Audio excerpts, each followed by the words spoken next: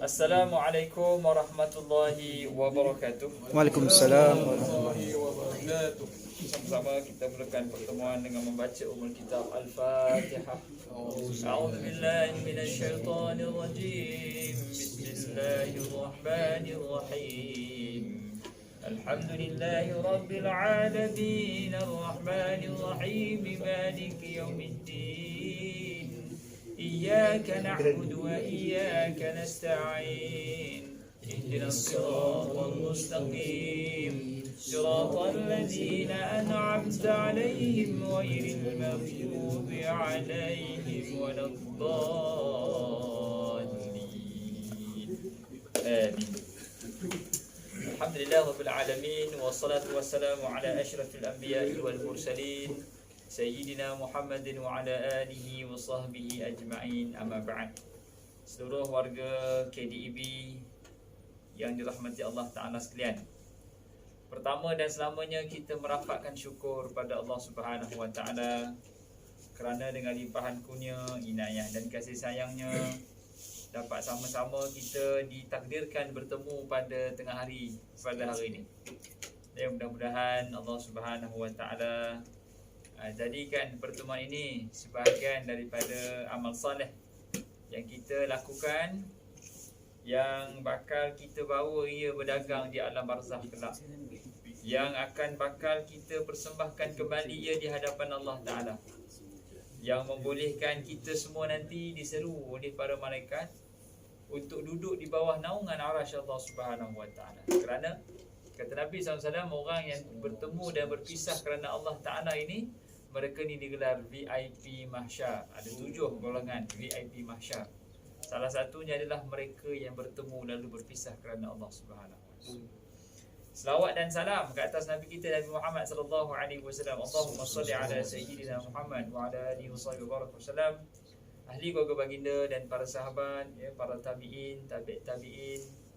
Doa berpanjangan buat umat Islam yang berada di Syria, di Palestin, di Kashmir, di Xinjiang, di Yaman, di Afghanistan, di Filipina, di Thailand, di seluruh dunia, agar Allah berikan kekuatan kemenangan kepada mereka. Allahumma amin.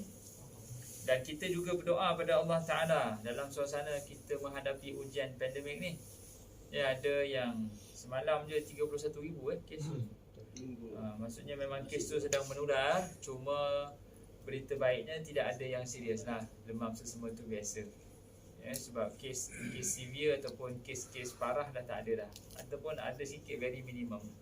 Mereka yang ada sakit, yang memang dah existing penyakit itulah yang lebih kritikalnya.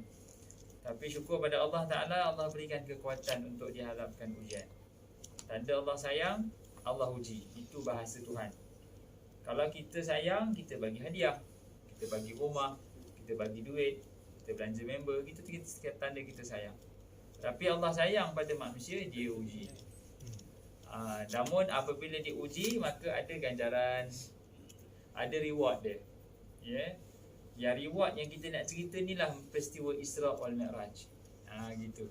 Sebab Nabi SAW pun diuji. Nabi-Nabi ni golongan yang paling Allah sayang, tapi hidup mereka tak pernah sunyi daripada ujian. Maka kalau kita diuji, maka kita berada track yang betul. We are on the right track. Tapi kalau kita tak diuji, maka kita kena fikir, sonok je, tenang, happy, bahagia. Maka something wrong somewhere. Kita takut kita jauh daripada Allah Subhanahu Wa Ta'ala. Walaupun hakikatnya kesenangan itu juga satu ujian, tetapi sinonim ujian itu adalah kesusahan. Bila susah, kita akan kembali pada Allah. Ya Allah, aku susah ya Allah, gitu. Tapi kalau senang, susah kita nak cakap ya Allah, terima kasih ya Allah. Tak ada, susah. Sekejap je, lepas tu lupa dah Allah tak nak sembahyang pun tak ke mana. Tapi kalau susah, betang sadah ya Allah, aku ni tak tahulah ya Allah. Jadi bila diuji dengan kesusahan, sinonimnya ataupun boleh difahami, tanda Allah nak kita kembali padanya. Nabi Muhammad SAW diuji 5 benda. Pertama, nama baiknya hilang. Pada usia 40 tahun, dia sebelum dia diangkat menjadi Rasul, dia digelar sebagai pemuda Al-Amin, paling jujur, paling amanah, paling Paling hebat lah kira di Mekah ni, pemuda yang contohnya adalah Muhammad bin Abdullah ni. Kalau nak cari menantu, tengok Muhammad. Itulah menantu ayah yang itulah contoh lelaki yang paling baik di Mekah. Tapi pada usia 40 tahun, gelaran itu tidak lagi Nabi pakai. Nabi digelar sahirun, kadzabun, majnunun, asatirul awwalin, kahinun, syairun. Semua gelaran yang teruk Nabi dapat. Semua ni termaktub dalam Quran. Penipu, pendusta, ahli sihir, dongengan orang lama-lama, kaki tipu, memang kaki sembang gitu. Umur 40 tahun ni bukan mudah kita nak mulakan karier baru. Kita kalau 40 tahun dah masuk penjara, nak keluar, tak ada orang nak ambil kerja dah jadi panduan. Tapi Nabi SAW menghadapi situasi 40 tahun hilang karier dia. Kena start all over back again, kena start mula balik. Yang kedua, kena boycott. Bani Hashim kena boycott selama 2 tahun, ekonomi collapse. Duit hilang. Nabi berhadapan dengan anak kecil yang tak ada makanan untuk dibagi makan. Tak ada, maksudnya orang tua tak ada ubat untuk diubatkan. Kita ni kalau balik rumah anak nak makan, kita gagah juga pergi kedai beli nasi goreng, anak nak makan. Ini tengok budak menangis tak ada makanan, rasa bersalahnya, ya Allah Akbar. Kita kalau anak sakit perut, ayah lapar ayah, kau ni buat makan. Contohnya kita marah budak tu. Ikut ayah lah, ayah pun buat makan. Kita pun kena keluar jugalah, masak Maggi ke, masak roti ke, apa ni, goreng telur ke, bagi dia makan juga. Tapi Nabi SAW berbeza. Nabi terpaksa memakan rebusan ranting kering. Ni real, daun kering, ranting kering, masuk dalam periuk, rebus. Sakit, sengsara, susah. Nabi kehilangan ekonomi, hilang nama baik, hilang ekonomi. Yang ketiga, apabila kesan daripada boykot ini, Abu Talib mati. Bila Abu Talib mati, Nabi kehilangan, dipanggil keselamatan, security. Bila mana Abu Talib dalam sejarah ni, Abu Talib adalah orang yang kedua yang tahu Nabi nak jadi Rasul.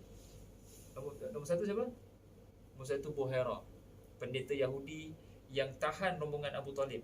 Masa tu Nabi berusia 9 tahun, 12 tahun. Abu Talib bawa Nabi SAW daripada Mekah pergi ke Syam nak berdagang. Ditahan oleh pendeta Yahudi yang bernama Buhairah. Buhairah kata, wahai Abu Talib, ini rombongan ni bukan rombongan biasa-biasa ni, bukan bisya-bisya ni. Dari jauh aku nampak pokok sujud, awan datang menitur. Ini siapa kau bawa? Abu Talib pun kata, wahai Buhairah, macam tak tahu pula, aku berdagang lah. Macam biasalah berdagang, barang dagangan. Tak, siapa yang kau bawa? Ni ada beberapa orang pekerja dan ni budak ni, anak buah aku. Di saat Buhairah terpandang sahaja Nabi masa tu berusia 12 tahun, Buhairah telah pegang belakang Nabi. Dalam hadis mengatakan dia selup tangan dia dalam baju. Dia terpegang khataman nubuwah, tanda kenabian. Dia kata, wahai Abu Talib, budak ni jangan bawa pergi Syam. Kalau dia pergi Syam, dia nanti mati disembelih. Abu Talib pun terpinga-pinga, ini dah jauh ni, dah almost dekat dah dengan Syam. Perjalanan ke Syam ni bukan pendek. Mekah, Madinah 400 km, Madinah, Tabuk 500 km, Tabuk, Jordan 100 km, Jordan, Syria 400 km. Berapa tuan-tuan? 4,5,1,000. Sampai lagi 1,004. Oh, mau sampai ke Hadnya naik motor ni. Lebih Lebih. Tiba-tiba ini Nabi ni bawa balik Abu Talib terus siapkan rombongan balik. Macam tu punya sumbangan Abu Talib pada Rasulullah sallallahu alaihi wasallam. Meletakkan diri Nabi pada situasi yang bahaya pun Abu Talib tak sanggup. Masa tu baru 12 tahun. Kita kalau berniaga pasal malam, anak sakit perut, ayah nak berak lah, kau duduk dalam kereta sekarang. Tadi ayah cakap jangan ikut, kau nak ikut kan, kau duduk dalam kereta. Kan anak kita kalau sakit, kita suruh dia tahan sakit tu. Tapi Abu Talib punya sayang Nabi SAW sanggup cancelkan business trip yang boleh bawa keuntungan 6 ke setahun punya profit. Sebab sayang. Orang yang macam ni punya hebat, mati, hilang daripada radar kehidupan Rasulullah SAW. Nabi sedih. Tahun tu dipanggil tahun sedih. Selepas daripada matinya Abu Talib, Selang 3 bulan mati seorang lagi yang Nabi sayang. Namanya siapa? Khadijah. Sayyidatina Khadijah wafat selang 3 bulan daripada kematian Abu Talib. Bila mati Khadijah, Nabi SAW kehilangan cinta. Kehilangan cinta ni, orang walaupun dia kaya, tapi kalau dia tak ada, putus cinta, makan pun tak lalu lah. Putus cinta, ya? Kalau di pejabat orang marah kita, tapi kalau balik rumah ada isteri yang menenangkan jiwa, kita rasa no problem lah, hilang segala burden. Ya, kat sebab office orang marah, awak ni tak guna lah, buat kerja tak pandai. Balik rumah bini pun kata, abang biarlah, segala ada apa yang dekat luar tu luar lah. Abang masuk je dalam rumah, dunia kami adalah abang. Abang lah dunia kami, kata isteri. Kita pun tumbuh jadi hero Hindustan. Yelah, betul lah. Abang lah, betul lah, inilah dunia abang. Bini kata, abang berhenti kerja lah abang, kita balik kampung lah. Saya pandai masak nasi kerabu, abang boleh repair motor, kita buat hidup baru. Okey, set. Itu selalunya mesti itulah. Tapi balik rumah pun bini tambah lagi, abang memang tak guna lah. Abang kalau macam ni punya perangai, bukan bos menyampah, saya pun menyampah. Suami pun telefon member, kau mam free tak? Jom pergi mamak, jom. Tunggu lepak kedai mamak. Itu yang berjam-jam tak balik tu, mana suami tak balik-balik. Rupanya malas nak dengar isteri berletih. Dah lah kat pejabat orang berletih, kat rumah isteri berletih, dah lepak kedai mamak. Itu biasa manusia buat. Tapi Rasulullah SAW dengan Sayyidatina Khadijah tidak. Khadijah ni dia kaya, dia business, dia entrepreneur, multi-millionaire, dia tycoon. Dia tak perlukan suami yang kaya pun. Dia sebelum Khadijah berkahwin dengan Nabi Muhammad SAW, Khadijah dipinang oleh semua lelaki yang kaya-kaya. Tapi Khadijah tolak, pasal dia apa nak ambil lelaki yang kaya juga. Dia tak perlukan lelaki yang kaya. Dia perlukan seorang suami yang boleh bimbing, yang taat, yang lemah lembut. Maka dia berkahwin dengan Rasulullah SAW. Baik. Maka mati ataupun wafat Sayyidatina Khadijah, Nabi kehilangan cinta. Itu dipanggil ujian keempat. Ada satu lagi ujian di mana Nabi SAW pergi ke Taif, tuan-tuan, tuan-tuan. Maka Nabi dibaling batu. Ini sejarah yang paling dahsyat. Itu dipanggil kemuncak kesedihan Nabi SAW. Setelah 12 tahun berdakwah di Mekah, seakan-akan Nabi tak tahu nak pergi mana. Nabi angkat tangan pada Allah, ya Allah, kepada siapa yang aku nak bawa Islam? Dekat Mekah aku dihina, di Taif aku dibaling batu, aku nak pergi mana Islam? Maksudnya itu kira paling the lowest point lah.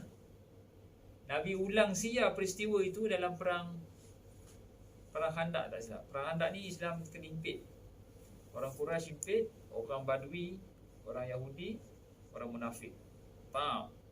Nabi kata walaupun ini sakit dah ni, tapi tak boleh menandingi perasaan aku ketika aku balik daripada Taif. Itu lagi sakit. Sebab Nabi tak ada siapa dah. Nabi tak ada siapa dah. Dalam hadis dalam kitab Rahik Al-Maktum menyebut, darah Nabi ni mengalir dalam kasut, mengalir bertakung dalam kasut. Betapa yang baling batu tak adalah sampai berdarah kan, tapi Nabi berdarah ni sampai mengalir, bertakung dalam kasut. Kasut Nabi tu becak dengan darah saja. Itu kira Nabi bawa Islam zaman dulu lah. Ya, kita bawa Islam ni kita seronok je, cruising je. Kalau produk kita semua Islamic branding, lagi senang boleh jual. Kan? Kalau air kosong ni namanya apa? Labus. Kalau nama dia Islam Firdaus. ada. Ada video. Tuan-tuan, ini air Firdaus, harganya mahal sikit, RM2. Dia punya harga lain sebab nama dia Islam. Berebut orang nak chop makanan, nak dapat chop halal. Sebab kalau chop halal lagi boleh pergi jauh. Makanan-makanan semua berebut nak chop halal. Sampaikan hotel pun nak ada Islamic punya certified. Ini zaman sekarang. Manusia nakkan Islam tu untuk dapat mileage dalam kehidupan dunia. Sedangkan Nabi SAW dulu berparut-parut badan dia, berdarah-darah kakinya bawa Islam. Itu mungkin kita muhasabah lah, muhasabah kita. Kalau Kita banyak kata apa Islam boleh bagi pada saya. Sebenarnya terbalik, apa saya boleh bagi untuk Islam supaya saya menumpang kehebatan Islam. Baik. Ada yang bau ni daging apa lembu dibacakan Quran. Harga dia mahal sikit. Kandang dia pasang Quran.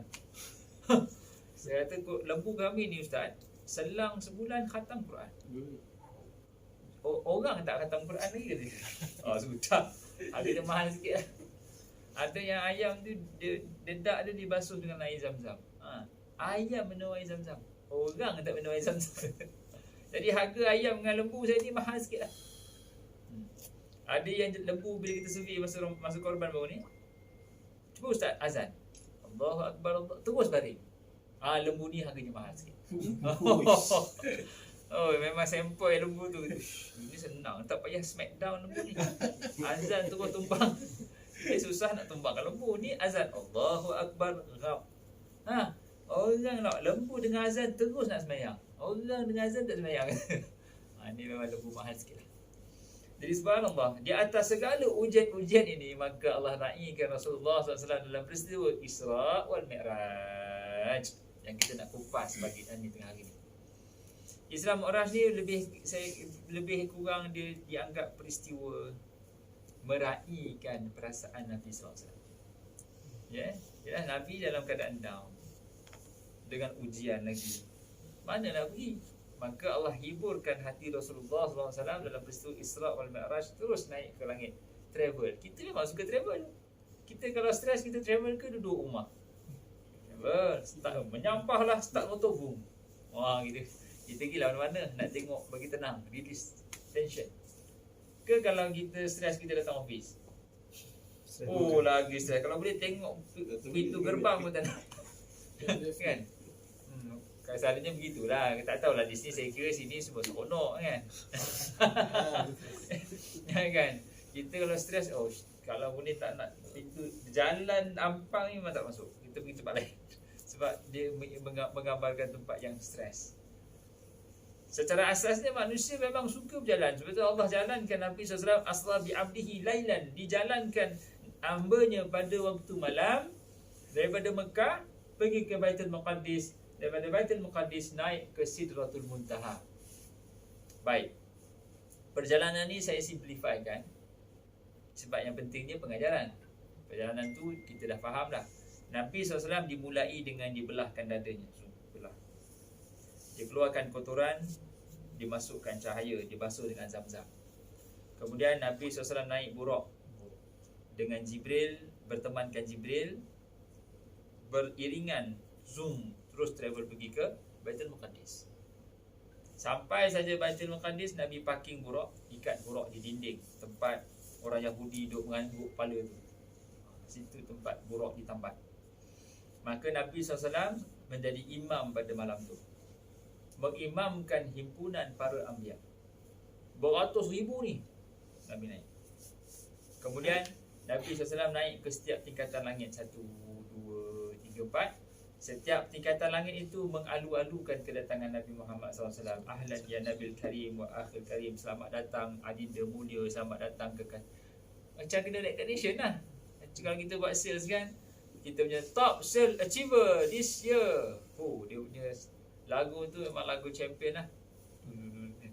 Dia ada letup-letup sikit. Kan, ada letup-letup sikit. Happy. Naik. Nabi SAW begitu, boleh kita gambarkan begitu. Diraihkan dengan penuh keraian, naik. Lalu pada langit yang kelima, Nabi SAW berjumpa dengan Nabi Musa AS. Berjumpa dengan Nabi Musa AS, Nabi SAW terkejut kerana Nabi Musa menangis. Nabi lain tak menangis. Nabi Musa menangis. Sangat eksklusif, sangat rapat dan akrabnya Nabi Musa dengan cerita Nabi Muhammad SAW, dengan ceritanya. Nabi Muhammad bertanya, wahai Musa, kenapa kau menangis? Dan Musa kata, aku tak sangka aku berada di hadapan seorang anak muda yang telah membawa umatnya lagi ramai duduk di syurga berbanding diriku. Maksudnya suntikan semangat lah. Tadi dekat Taif, Nabi rasa Nabi kata aku dah tak tahu nak bawa pergi mana dah ya Allah. jumpa Nabi Musa bagi suntikan semangat yang paling powerful. Sebab bagi Nabi Muhammad SAW, Nabi Musa ni adalah Nabi yang paling masyhur. Di kalangan para anbiya, Nabi yang kedua terhebat adalah Nabi Musa. Di saat Nabi Muhammad SAW jumpa Nabi Musa, masa tu Nabi Musa nombor satu lah. Sebab nombor satu adalah Nabi Muhammad SAW. Dan di dalam Quran, cerita Nabi Musa paling banyak. Nabi Musa dengan Fir'aun, Nabi Musa dengan dihanyutkan di sungai Nil, Nabi Musa dengan Bani Israel, Nabi Musa belah laut, Nabi Musa ketuk tongkat, Nabi Musa saja. Jadi bila cerita tu dah masyhur dalam Quran, bila jumpa pelakonnya, siapa yang patut teruja? Nabi Muhammad SAW yang kena teruja. Inilah yang disebut-sebut dalam Quran tu. Tiba-tiba berlaku terbalik. Aku tak sangka engkau lah orangnya. Nampak? Bagaimana perasaan Nabi diraihkan oleh Allah Subhanahu Wa Taala. Baik. Maka Nabi SAW naik langit yang tertinggi, di mana Jibril kata, aku dah tak boleh naik dah. Kamu naiklah wahai Muhammad. Maka Nabi pun naik berjumpa dengan Allah Ta'ala. Dalam hadis mengatakan Nabi SAW memang melihat Allah Subhanahu Wa Taala dengan matanya. Ya, subhanallah. Dipanggil nikmat yang paling besar bagi ahli syurga adalah dapat melihat Allah Subhanahu Wa Taala. Iaitu nikmat yang paling besar, dapat tengok Allah Subhanahu Wa Taala. Baik. Maka naik, dapat solat 50 waktu, turun. Lepas tu Nabi Musa tahan. Nabi Musa kata apa? Naik balik. Turun, naik, turun, naik, turun, naik, turun. Maka jadilah 5. Kemudian Nabi Muhammad SAW turun ke Mekah. Habis. Ini cerita yang kita semua dah tahu dah. Dan itu dia punya cerita secara kasar. Kita pun tahu dah. Pengajaran yang perlu kita ambil, itu yang paling penting. Yang pertama, perjalanan itu adalah perjalanan bertemu dengan Allah. Dan pengajarannya adalah setiap kali kita nak berjalan bertemu dengan Allah Subhanahu Wa Taala, mesti diawali dengan perkara membersihkan hati. Bukanlah kita belah dada bersihkan hati, tidak. Tetapi mesti ada amalan yang membersihkan hati. Istighfar, berselawat, baca Quran, berzikir, tazkiyatun nafs, bersihkan hati. Dia tak jadi kita nak pergi kelas agama ke, nak mengaji agama, tapi jiwa kita ni tak tenteram. Maksud serabut. Nak solat, kalau jiwa tak tenteram, solat pun tak khusyuk. Sebab tu kata Imam Ghazali, start khusyuk solat ni sejak kita berwudu. Wudu itu adalah punca kita khusyuk dalam sembahyang. Sebab bila kita basuh wudu tu, ya Allah, ya Tuhanku, putihkanlah wajahku di padang mahsyar di saat kau menggelapkan wajah orang lain. Kita sediakan hati. Kita basuh tangan kanan, ya Allah, terimakanlah tangan kanan ini tangan kitab. Jangan kau berikan kitab daripada tangan kiri. Itu sekuen dia. Basuh kepala, ya Allah, lindungilah aku daripada panasnya di padang mahsyar. Itu sekuen. Kaki aku, ya Allah, jadikanlah kaki ini melangkah ke taman-taman syurga, ke masjid-masjid. Barulah angkat takbir tu, bismillahirrahmanirrahim, Allah. Barulah khusyuk tu datang. Perjalanan mencari Allah ni mesti diawali dengan hati yang bersih. Dalam sejarah hidup Nabi SAW, tuan-tuan sekalian, Nabi dibelah dadanya 2 kali. Kali pertama, masa Nabi SAW di bawah jagaan Halimatun Sa'diyah. Masa tu Nabi berusia 5-6 tahun. Nabi dibelah dadanya di bawah jagaan Halimah daripada Bani Sa'ad. Dan disebabkan itulah Halimah pulangkan balik Nabi kepada Bani Hashim. Sebab dia tak nak berlaku apa-apa konflik dalam Bani Sa'ad. Sebab dah ada bunuh pula. Orang kata, wahai Halimah, Muhammad dah kena bunuh dah. Sebab dia dibelah dadanya. Tiba-tiba dia sampai tengok Nabi Muhammad SAW masih hidup, umur 6 tahun. Maka dia pun pulang, wahai Bani Hashim, aku dah tak nak jaga dah budak ni. Sebab dah ada ancaman bunuh. Kami tak nak terlibat. Apa saja musuh kepada Bani Hashim, kami tak nak terlibat. Itu yang akhirnya Nabi Muhammad dipulangkan balik kepada Bani Hashim. Kalau tidak, mau disusukan lagi, dijaga lagi. Baik. Jadi yang pertama sekali, tuan-tuan sekalian, perjalanan mencari Allah mesti diawali dengan tazkiyatun nafs, bersihkan hati. Macam mana cara nak bersihkan hati? Selawat, istighfar. Istighfar tak boleh kurang daripada 100 kali sehari semalam. Sambil bawa motor tu, astaghfirullah, Rabbal baraya. Barulah kita tak marah orang. Apalah laju langkah lama. Woi, kita tak ada nak marah orang pasal sibuk nak istighfar ni. Astagfirullah. Orang potong pun astagfirullah. Kita istighfar. Kalau tidak terbaliklah kau menyusahkan kita, akan kita marah orang lah. Pagi pasal malam pun istighfar. Astagfirullah. Barulah tengok yang cantik mulik tu. Astagfirullahaladzim. Baru tunduk. Ya, astagfirullahaladzim. Sebab tengah istighfar. Kalau tengah menyanyi tu terus dia, dia tengok kita menyanyi tu. Lagu Saleh Yaakob. Ya? Jadi mulut kita istighfar, dia akan memberi kesan kepada tindakan kita lepas pada tu. Boleh. Jadi pengajaran yang pertama, perjalanan mencari Allah mesti diselangi, disulami dengan tazkiyatun nafs, pembersihan hati. Satu. Kedua, perjalanan Nabi SAW dengan Jibril. Jibril tak naik buruk. Jibril duduk side by side. Sebab dua-dua boleh terbang kan. Zoom. Dan Nabi SAW digambarkan dalam peristiwa Isra wal Mi'raj, Nabi duduk bersama dengan Jibril sepanjang masa. Daripada Mekah sampai Madinah, Baitul Maqdis, kemudian naik setiap langit sampai langit yang tertinggi, Jibril duduk sebelah dia. Menunjukkan apa? Pentingnya memiliki guru ataupun cikgu ataupun kawan yang baik untuk menunjukkan jalan yang betul. Perjalanan mencari Allah perlu berguru. Itu pengajaran nombor 2. Tak jadi kita pergi buka buku, saya ni dah jadi alim ulama ni. Tak sangka saya ada kebijaksanaan. Sudahlah, perasan seorang. Dia mesti berguru. Nabi Muhammad SAW berguru dengan Jibril AS. Ya, dalam peristiwa itu dia sentiasa, wahai Jibril, ini apa? Wahai Jibril, itu apa? Wahai Jibril, ini apa? Sampai ke peringkat mana tuan-tuan? Sampai ke peringkat Nabi Muhammad SAW nak minta naik semula ke langit untuk kurangkan solat. Nabi Muhammad SAW pandang Jibril. Jibril, boleh naik ke? Jibril kata, naik. Setiap kali turun, Nabi Musa halau, Nabi Muhammad akan pandang Jibril. Jibril, boleh naik? Naik. Cuma kali terakhir, yang tinggal 5 waktu tu, Nabi tak pandang Jibril. Ya, tu ada orang kata, Ustaz, kalaulah Nabi pandang Jibril, ya, mesti kita kurang lagi sembahyang ni. Mungkin 2 waktu ni kata. Mungkin 2 ni Ustaz katanya. Mana 2? Kita sembahyang pakai niat je. Oh, lagi kurang tu. Nabi Muhammad SAW ditakdirkan tidak memandang Jibril. Tapi kalau dipandang Jibril, mungkin ada kebarangkalian Jibril akan bagi signal, naik. Dan penting perjalanan mencari Allah ni tuan-tuan sekalian, mesti berguru. Itu dia punya pengajaran dia. Kita tak boleh mengaji seorang lepas tu rasa jadi alim, tak boleh. Dia mesti berguru. Mesti berpandukan kepada pandangan, syarahan seorang alim ulama. Seorang alim lah. Ya? Orang alim ulama ni lah yang telah membuat ilmu-ilmu agama ni, yang telah memecahkan ilmu agama daripada Nabi SAW dan Quran. Maka ada ilmu aqidah.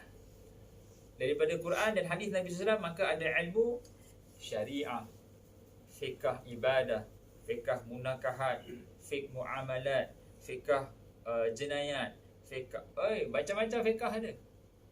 Daripada hadis Nabi dan Quran datangnya satu lagi, mustalahul hadis. Kemudian datang lagi ilmu sifat 20. Kemudian sampai lagi ilmu sirah. Semua ni ulama yang buat. Jadi dia tidak boleh. Yelah, kita memanglah kita nak ikut Nabi SAW, tapi dipandukan oleh seorang guru. Kalau kita belajar fizik kan ada guru. Belajar matematik ada guru. Belajar kimia ada guru. Belajar agama kita tak nak guru. Saya tak nak guru. Saya nak terus kepada Nabi Muhammad SAW. Boleh, nanti kan masuk air kan. Pening pada dia. Nabi kata, kamu solat seperti mana kamu melihat aku solat. Dia baca hadis tu, dia terjemah zahir. Ustaz, kita tak pernah tengok Nabi solat, jadi kita tak payah solat lah. Dia boleh conclude kan, sebab dia kata dia tak pernah tengok Nabi solat. Nabi suruh solat bila tengok Nabi solat. Jadi dia simpulkan, kita tak pernah tengok Nabi, jadi kita tak payah solat. Itu yang dia panggil masuk air tu. Dia faham seorang. Tak payah sunat. Nah, jangan main. Kena tengok apa ulama cakap, hadis ni mengatakan sekian. Dia pun tengok, ustaz, Nabi kahwin 10. Kita kenapa je kahwin 4 katanya. Kita kena kahwin 10. Saya nak kahwin 10 lah katanya. Ini dia faham hadis lah sendiri lah. Dia cakap, Haji bukan kahwin 10 tau. Kahwin 1 pun tak nampak pintu masjid. Ni kahwin 10 tak tahu segala pintu tak nampak kan. Subhanallah, dalam kita nak menelusuri perjalanan mencari Allah Ta'ala, mesti diawali, mesti disiplinnya dengan seorang guru. Kalau tak nak seorang banyak guru pun tak apalah. Yang penting ada guru yang mursyid, yang pegang tangan. Ni halal, ni haram, ni haram, ni halal, ni tak boleh. Dan guru tu mestilah guru yang dipercayai ilmunya. Jangan kita seorang ilmu ni saya beri kat awak seorang je. Orang lain tak tahu. Jangan. Nanti silap-silap kita jadi ayah pin kau. Ilmu ni awak seorang je saya turunkan. Orang lain saya tak pernah cakap ilmu ni. Kalau macam tu ada diragui sikit. Ilmu apa tu untuk guru? Ilmu ni kamu kena jumpa saya malam kawan di Bukit Belacannya. Sudah. Ni jangan main. Ilmu tadi kan susah Kau tengok orang Bunian tangkap lah apa semua. Dia nak agak belacan. Bukit Belacan tu main. Ada orang Bukit Belacan di sini? Ada. Oh ada. Oh ya. Itu bukan Bukit Belacan lah. Kita tukar sikit lah. Bukit Sambal Belacan tu. 2, 3. Subhanallah. Perjalanan itu, kita tahu perjalanan itu di mana Nabi SAW diraihkan pada semua keadaan.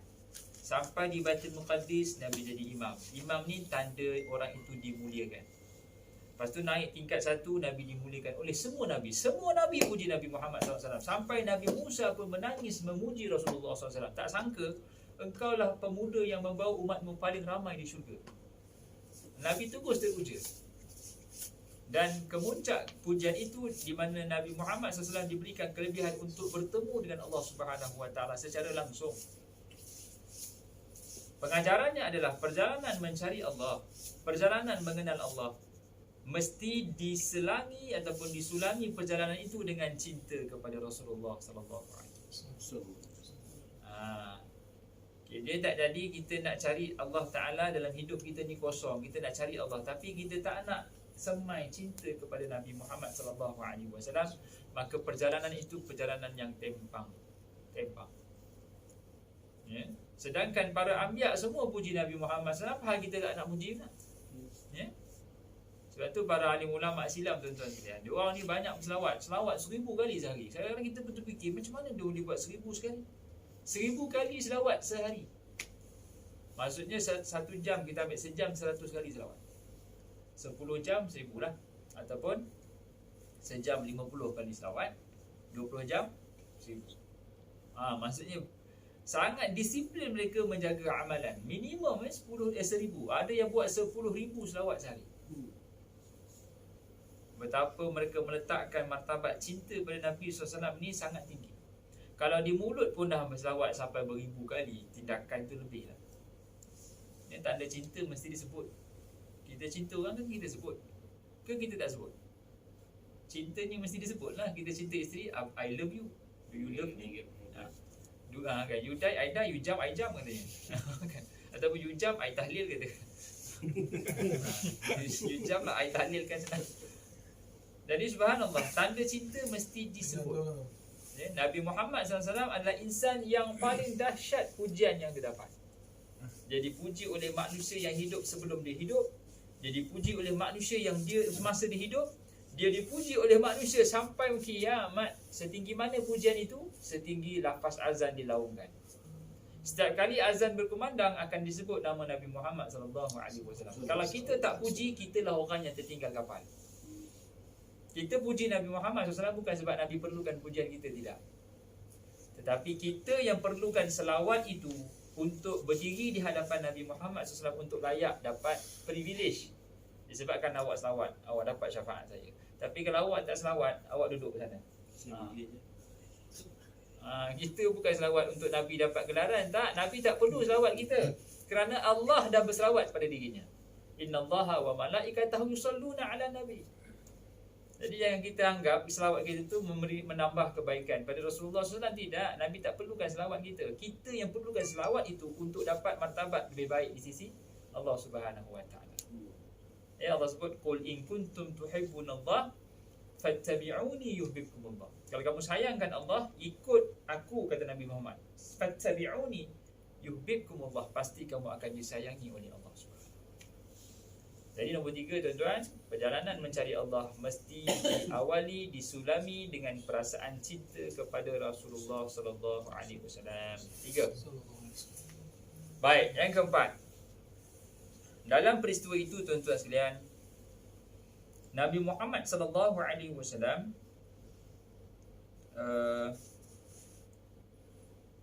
turun naik. Ya, solat asalnya 50 waktu. Lalu turun menjadi 5. Macam mana dia jadi 5? Nabi Musa yang bagi advice, wahai Muhammad, umat kamu tak boleh 50 waktu naik. Maka Nabi pun pandang Jibril, boleh naik ke? Naik. Turun balik, naik. Turun naik sampai jadi 5. Memang takdirnya 5. Allah boleh bagi 5 terus tak? Boleh. Tetapi Allah Subhanahu wa taala nak ajar kita apa tuan-tuan sekalian? Allah ajar kita untuk meminta. Dalam peristiwa Isra' wal Mi'raj yang mendapat pensyariatan solat 50 jadi 5 ini, perlunya kita menghayati konsep doa pada Allah. Hatta Rasulullah SAW sendiri pun diasak dan diajar untuk berdoa dalam meminta kurang solat. Allah boleh bagi 5 terus, memang takdirnya 5. Tapi Nabi SAW boleh minta pada Allah, nego lah. Kalau kita beli rumah kan kita nego. Boleh nego tak bang? Boleh. Sikit bolehlah nego nipis. Nipis lagi. Sewa apa 700, sikit 690. Alamak, terima RM10 je. Jadilah duit minyak seminggu. Dalam semua benda kita nak nego, tapi dengan Allah kita tak nak nego. Nak nego dengan Allah ni, dia mesti kuat hubungan. Itu dia punya pengajaran. Malam-malam, waktu yang paling kuat nak nego dengan Allah ni masa bila? Sebelum subuh. Di saat orang lain berdengkur, orang lain kelang kabut tidur, kita, ya Allah, aku banyak masalah, ya Allah, aku ni jahil, ya Allah. Ni momen angkat tangan, ya Allah. Ini yang kita kurang. Kita kalau minta dengan bos, bos, saya kalau boleh bos, raya tu memang saya nak kerja, tapi disebabkan mak saya suruh balik bos, saya balik kampung. Dia nak cakap dengan bos dia tak nak balik kampung, tapi dia puji dulu, saya kalau boleh kerja bos, saya memang kerja bos, tapi mak saya suruh saya balik, ya bos. Kau cakap je lah kau nak balik kampung kan, kau nak pusing kata nak datang kerja hari raya lah. Tapi nak cerita je nak kena mujar dulu, nak kena beli jiwa bos. Boleh cuti. Maksudnya bila kita minta full heart, bagi hati, barulah betul cara memintanya. Lepas kita minta, apa perlu buat tuan-tuan sekalian? Tindakan kita mesti selari dengan permintaan itu. Lepas kita minta cuti, isilah borang. Dia minta cuti, borang tak isi. Hari raya sampai, bos cuti bos. Jika kau jadi cuti, kau tak jadi cuti lah. Kan dah cakap dah tu bos, tak ada borang pun, tak masuk sistem pun. Jadi kau tak ada cuti lah, pasal semua orang dah apply, dah approve dah. Sudah. Sebab tindakan yang tidak mengundang doa itu dikabulkan. Jadi bila kita minta tuan-tuan, kita minta sesuatu, apa juga yang kita minta pada Allah, pertama mesti bersungguh. Yang kedua mesti selari dengan tindakan. Minta naik pangkat, apa perlu buat? Datang awal, balik lambat, kerja siap, update kerja, meeting kena datang, jangan mula jadi team player. Tak naik pangkat pun bos bagi naik pangkat, engkau ni sebenarnya dah boleh buat banyak kerja dah. Jadi aku tak payah cari orang lain, kau terus jadi orang nombor 2. Sebab dia dah tunjukkan dia layak naik pangkat kan? Tapi kalau kita minta naik pangkat, tapi datangnya lambat, kerja tak pernah siap, Meeting tak pernah datang, mengular lagi. Part time-nya banyak sangat. Habis masa kerja semua part time. Dia buat part time masa kerja. Bos boleh lah, bos faham lah. Tapi nampak sangat part time itu. Dekat Facebook dia, siapa nak beli, alamak, tengah kerja dia boleh update Facebook, siapa nak beli. Benda tu maksudnya fleksibel lah. Kalau kerja dah siap tak apa. Ni kerja hakiki tak siap, kerja lain dia buatnya. Jadi agak-agak boleh naik pangkat tak? Memang tak boleh naik pangkat lah. Sebab dia bercanggahan dengan hakikat permintaan. Yeah. Jadi subhanallah, bila kita minta pada Allah, dia mesti ada kesungguhan dan dia ada follow up tindakan susulan. Kalau tindakan susulan kita bercanggahan dengan apa yang kita minta tak jadi. Samalah Nabi SAW minta pada Allah turun solat tu daripada 50 menjadi 5. Allah bagi. Allah tidak perlukan manusia untuk dia mendapat tempat yang lebih baik. Tidak, Allah tak perlukan manusia. Manusia yang perlukan pada ketaatan untuk buktikan, ya Allah, aku layak untuk kau kabulkan. Begitu. Tadi pengajaran yang keempat, tuan-tuan perempuan, tuan-tuan sekalian. Tak ada perempuan dan tuan-tuan. Perempuan dan tuan-tuan. Jadi bila kita mencari Allah Ta'ala, berdoa bersungguh-sungguh. Perjalanan mencari Allah ni, doa kena bersungguh. Mesti faham doa ni. Kalau tak faham doa, macam mana doa nak dikabulkan? Prasyarat minta mesti faham. Kalau tender longkang kita open, proposal semua cerita pasal longkang je. Ini tak, yang dibuka tender longkang, baiki longkang. Yang submit kantin sekolah. Penting tu. Ni apa masalah? Dia ni faham baca ke tak faham baca? Lepas tu dia follow up. Cik, macam mana saya pun tak tahu nak komen, tapi saya rasa ni salah tender ni. Kami buka tender longkang, yang sampai ke kami ni tender kantin. Awak ni saya tahu lah banyak bisnes, tapi betul-betul lah tengok tender. Contoh. Jadi minta pada Allah sesuatu, maka komit untuk kita buat. Yang sepanjang Rejab kita minta barik lana fi Rejab wa Sya'ban wa balighna Ramadan, sampaikan aku ke bulan Ramadan. Apa sebab Allah nak bagi kita Ramadan ni? Apa tindakan kita yang mesti kita buktikan kita layak masuk Ramadan? Itu lebih penting. Sebab tak ramai orang boleh masuk Ramadan. Ada yang mati, ada yang meninggal. Itu for sure, sebab kita tak ada jaminan esok boleh hidup.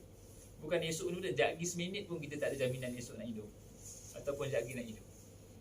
Jadi apa jaminan ataupun apa cagaran yang kita minta pada Allah? Ya Allah, sampaikan aku ke bulan Ramadan.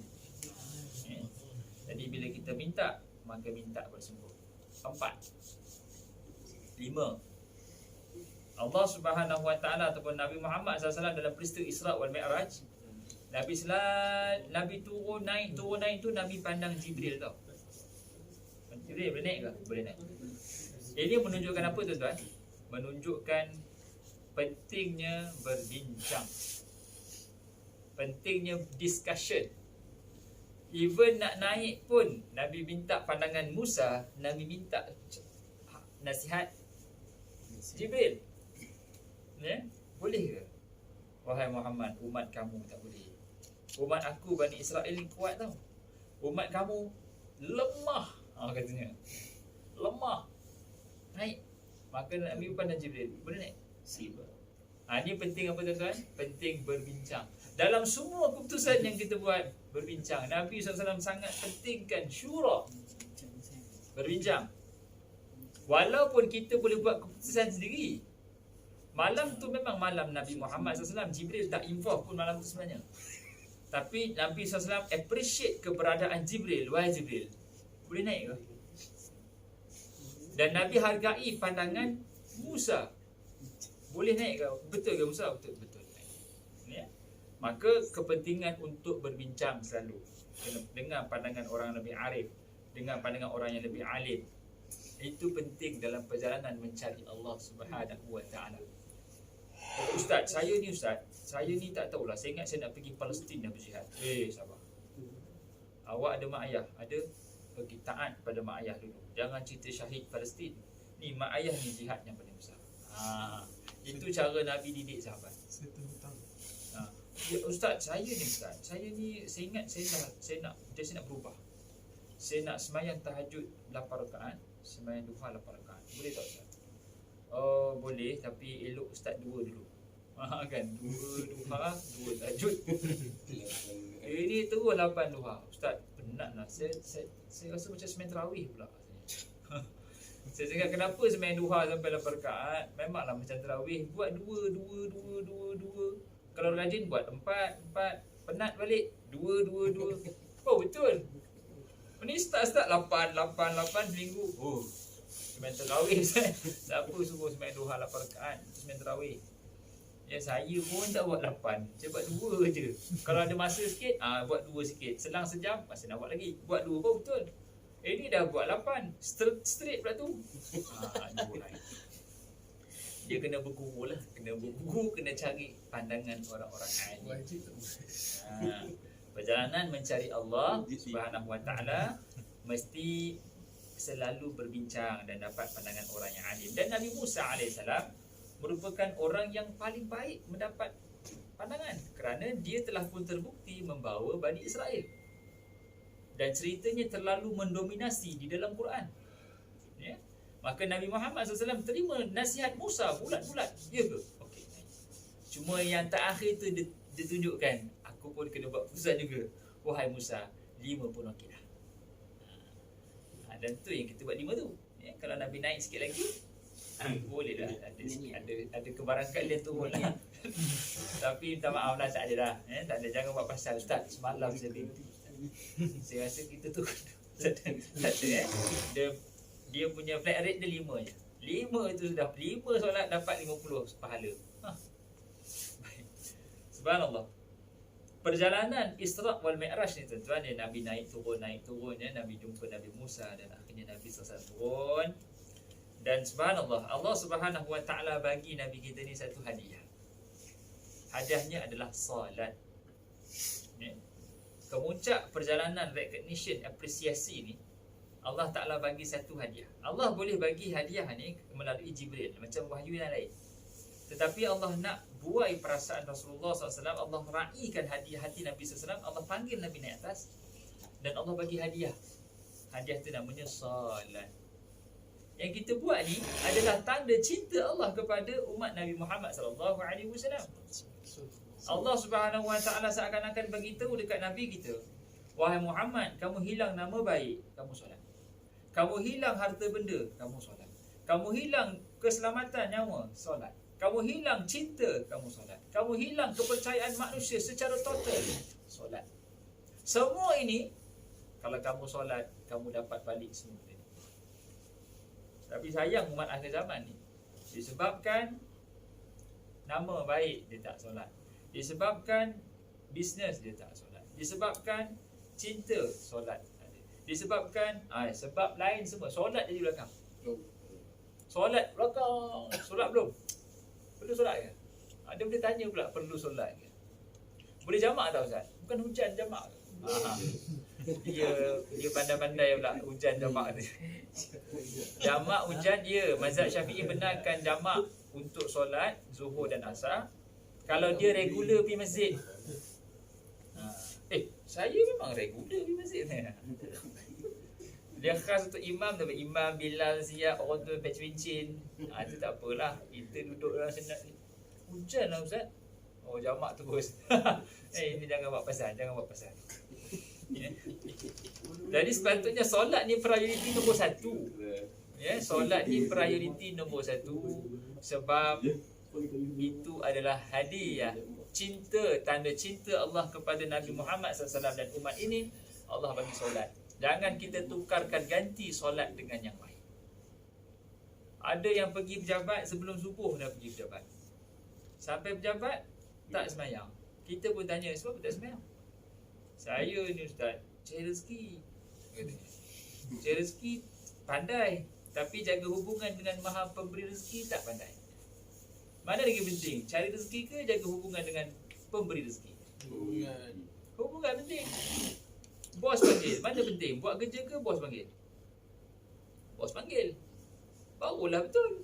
Barulah bos. Saya tengah buat kerja bos, tak apa. Aku suruh kau macam ni. Yang ni, itu tak apa. Bos dia dah prioriti dah kerja kita. Bos, sekejap bos. Saya buat kerja bos. Sabar bos. Bos kata macam ni lah. kau buka pintu, kau keluarlah. Aku ada kerja lain nak suruh kau buat. Maksudnya kena jaga bos lah. Simple itu. Ya, kena jaga kehendak bos. Pasal kita dalam dia punya territory. Kalau di pejabat, ada seorang tu, Assalamualaikum bos. Bos nak makan bos? Pokok bos. Dia siap tertarik bos. Bos hari ni handsome lah bos. Bos pula memang level Haji Bakhil. Dah makan belum? Dah sarapan pergi roti telur 2 sebab bos handsome lah macam Rod Hudson misal tu. Terus dapat roti canai. Walaupun kerja tak siap, tapi Assalamualaikum bos. Siap bos, jadi bos. Bos masuk, dia tak ada lah. Tak ada siapa bagi salam kat saya. Rupanya dia sakit itu.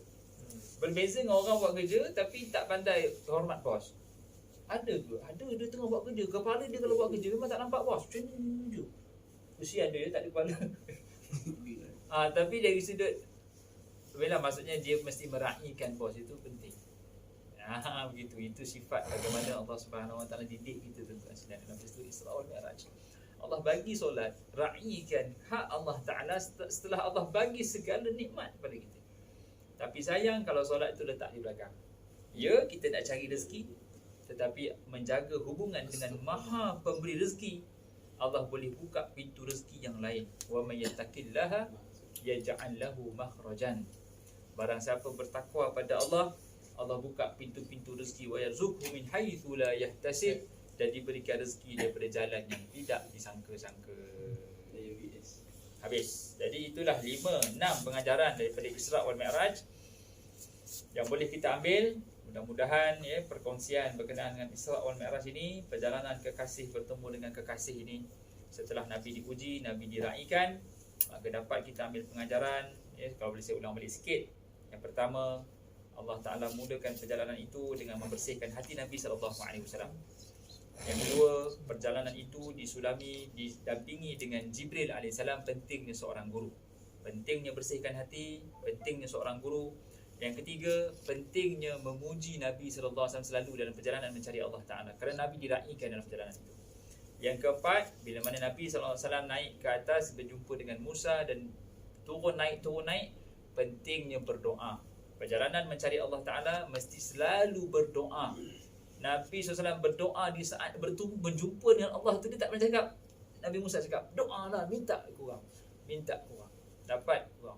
Pentingnya berdoa. Yang kelima, pentingnya berbincang. Nabi Muhammad SAW berbincang dengan Musa, berbincang dengan Jibril untuk menyelesaikan masalah umat. Dan yang keenam, terakhir, perjalanan itu adalah perjalanan diakhiri dengan satu hadiah. Hadiah itu adalah solat. Nabi hilang segala-galanya, Allah tukarkan dengan solat. Jangan kita tukarkan segala-galanya dengan menggadaikan solat di belakang. Jadi apa yang baik itu daripada Allah Ta'ala. Yang kau untuk kelemahan diri saya. Kalau ada soalan, saya buka lah dalam 5-10 minit. Ustaz, Ya.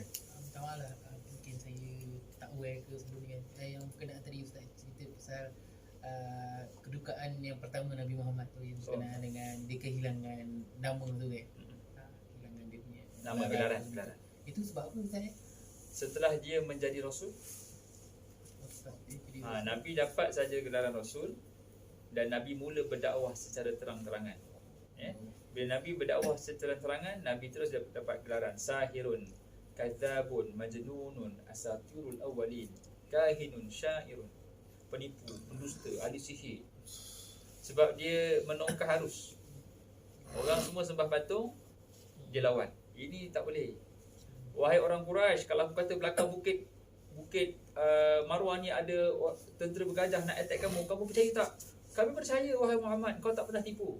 Aku dengan ini mengatakan, Tuhan-Tuhan sembahan kamu semua palsu. Itu yang Abu Lahab datang. Tabatlah, dia kata, celakalah engkau wahai Muhammad. Alihada jama'tana, adakah disebabkan itu kau kumpulkan kami di sini? Maka turun surah Lahab. Tabat tiada Abi Lahab yu'ta. Sebab dia menghina Nabi Muhammad SAW.